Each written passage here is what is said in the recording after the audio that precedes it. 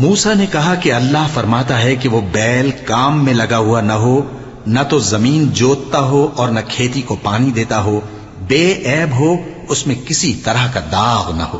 کہنے لگے اب تم نے سب باتیں درست بتا دی۔ غرض بڑی مشکل سے انہوں نے اس بیل کو ذبح کیا، جبکہ وہ ایسا کرنے والے لگتے نہ تھے۔ اور جب تم نے ایک شخص کو قتل کیا تو اس میں باہم جھگڑنے لگے، حالانکہ جو بات تم چھپا رہے تھے اللہ اس کو ظاہر کرنے والا تھا۔ چنانچہ ہم نے کہا کہ اس بیل کا کوئی سا ٹکڑا مقتول کو مارو، اس طرح اللہ مردوں کو زندہ کرتا ہے اور تم کو اپنی قدرت کی نشانیاں دکھاتا ہے تاکہ تم سمجھو۔ پھر اس کے بعد تمہارے دل سخت ہو گئے، گویا وہ پتھر ہیں یا ان سے بھی زیادہ سخت۔